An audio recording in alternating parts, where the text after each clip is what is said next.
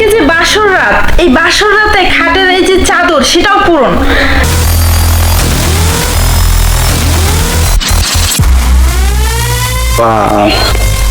আসসালামু আলাইকুম রহমতুল্লাহি ওয়া বারাকাতুহু। কিসের সালাম দাও তুমি?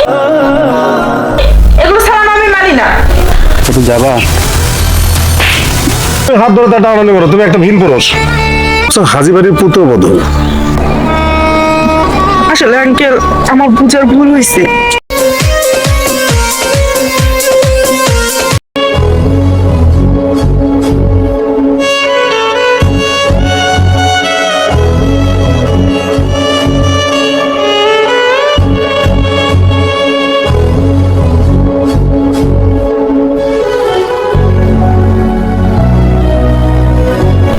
আরে কপাল, কি ঘরে এসে পড়লাম। বিছানার চাদরটা সেও ময়লা পুরান, বালিশের কভার সেও ময়লা পুরান, একটা নতুন চাদরও কিনতে পারেনি। এই ঘরে বউ হয়ে আসলাম আমি। ফুল দিয়া সাজাইতেও পারে নাই খাটটারে। আজকে যে বাসর রাত, এই বাসর রাতে খাটের এই যে চাদর সেটাও পুরনো, তারপরে এই যে বালিশের কভার সেটাও পুরনো। আমার বাবা মা যে কি দেখে বিয়ে দিল, ঘর একটা সেটাও ফুল দিয়ে সাজাতে পারে নাই। কি একটা জামাই দেখে বিয়ে দিছে, আমার কপালটাই খারাপ করে দিছে বুবে। ভালো লাগতেছে না। আর কখন যে আসবে।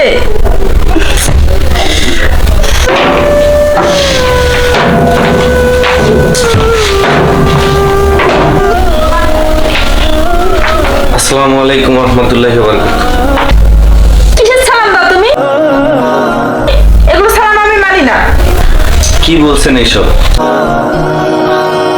আমাদের ইসলাম ধর্মের নিয়ম হচ্ছে কেউ যদি সালাম দেয় তার সালামের জবাবটা নিতে হয়। আপনার সালামের উত্তর আমি কি দেব বলেন?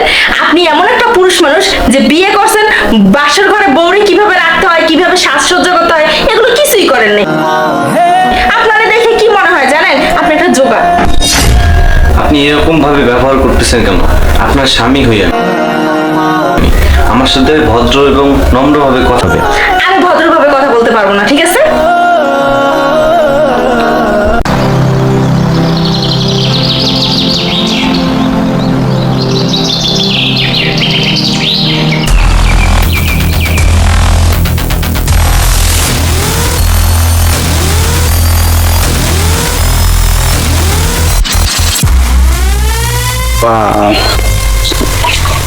How dare you touch me?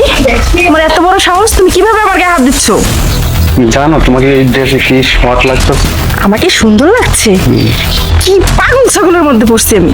Don't touch me. অসহ্য লাগতেছে আমার।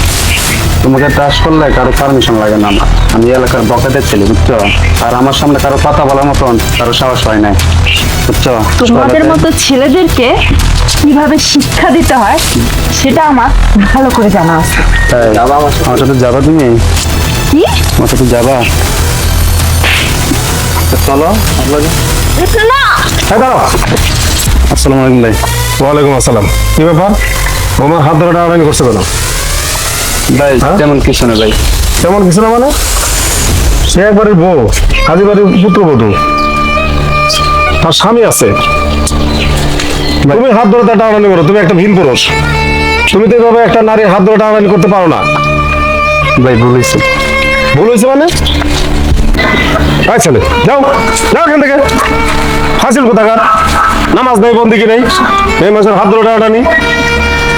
আঙ্কেল অনেকক্ষণ থেকে আমার এরকম ইন্টেনশন করতেছিল, আপনি এসে ভালোই হয়েছে। শোনো বৌমা, তোমাকে একটা কথা বলি। তুমি হচ্ছে হাজিবাড়ির পুত্রবধূ।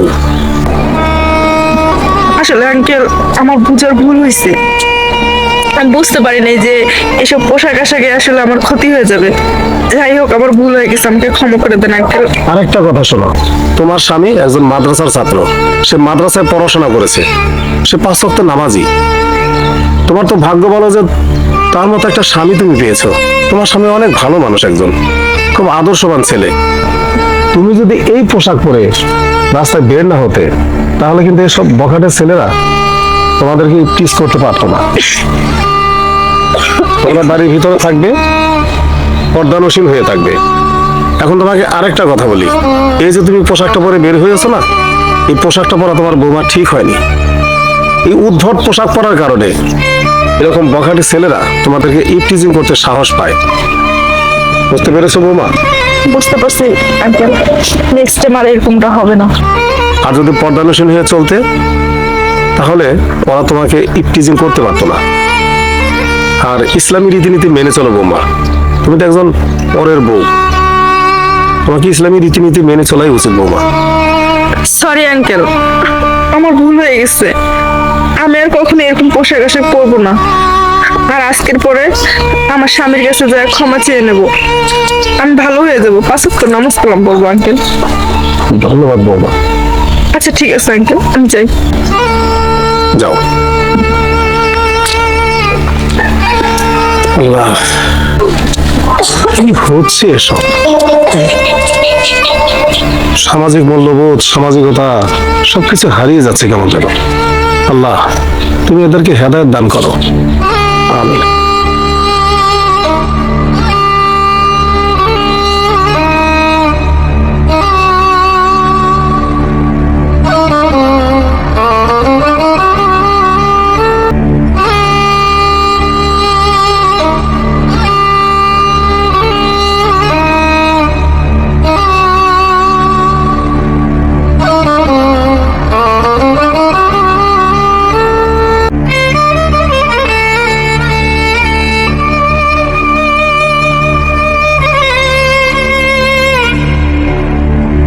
হে আল্লাহ, তুমি আমাকে মাফ করে দাও। আমি অনেক বড় পাপ করছি, আমার স্বামীর সাথে অন্যায় করছি। আমাকে তুমি ক্ষমা করে দাও আল্লাহ। আজকের পর থেকে আমি ভালো হয়ে যাব। আমি 5 ওয়াক্ত নামাজ কালাম পড়বো আল্লাহ। হে আল্লাহ পাক, আমি অনেক বড় অন্যায় করছি, তার কাছে আমাকে ক্ষমা চাইতে হবে।